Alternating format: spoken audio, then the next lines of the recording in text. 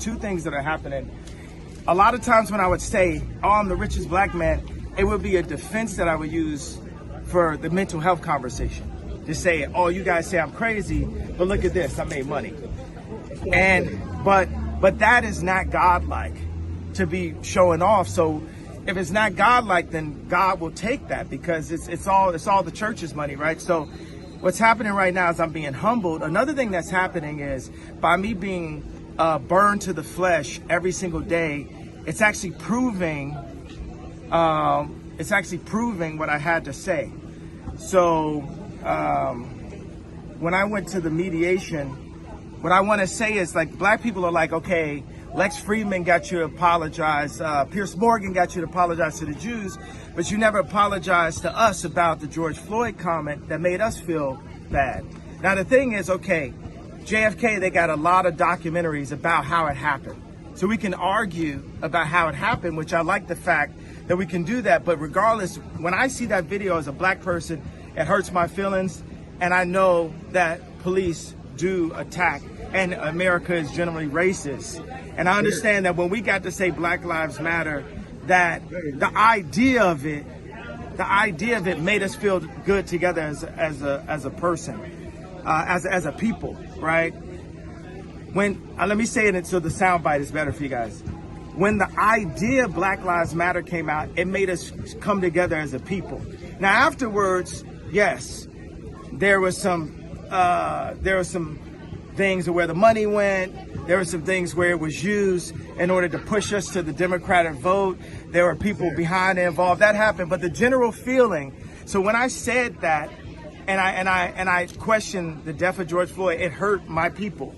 It hurt the black people. So I want to apologize to hurting them, because right now God has shown me by what Adidas is doing and by what the media is doing, I know how it feels to have a knee on my neck now. So I thank you, God, for humbling me and letting me know how it really felt. Because how could the richest black man ever be humbled other than to be made to not be a billionaire in front of everyone off of one comment that actually, if you look at the definition of DEF CON, it means to get extra defense, which obviously I must have needed. Yeah. I must have needed that extra defense. Are you worried you ruined your legacy, Kanye? How? How, Sway? Yeah, well, stop. I'm not worried. I'm just not worried, period. God is alive. God runs the world. You know, God even runs Hollywood. God is alive.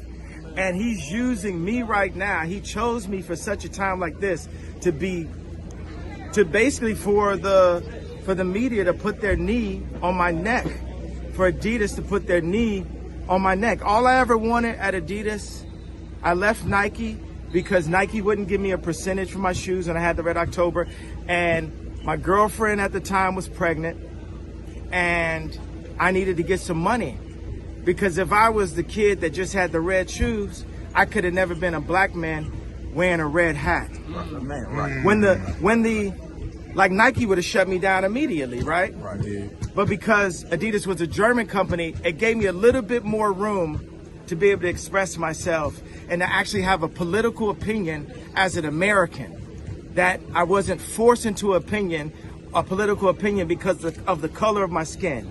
Now let's talk about the red hat, and let's talk about the similarities to the White Lives Matter t-shirt.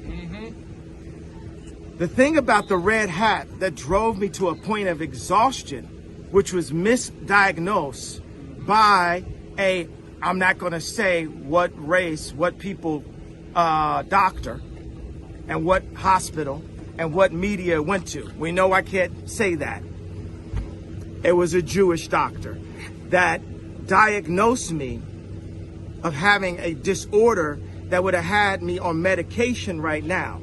At a time like this, if I was on medication right now, then one pill could have been swapped out and it would be Michael Jackson and Prince all over again. But because I didn't take the misdiagnosis and I didn't take the medication, I'm able to speak to you guys clear of thought and transparently.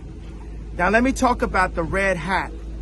Wearing the MAGA hat, the way that Hollywood's political agenda attacked me and put me to a point of exhaustion was death by 1,000 cuts. Everyone would say something to me, from a driver to my ex-wife to Adidas. Everyone would say something. So when I wore that White Lives Matter, I said, I'm not going through this again. I'm not going. Hey, y'all gonna leave me alone about my t-shirt. Because what's the point of having influence and having money if people could come up and just pinch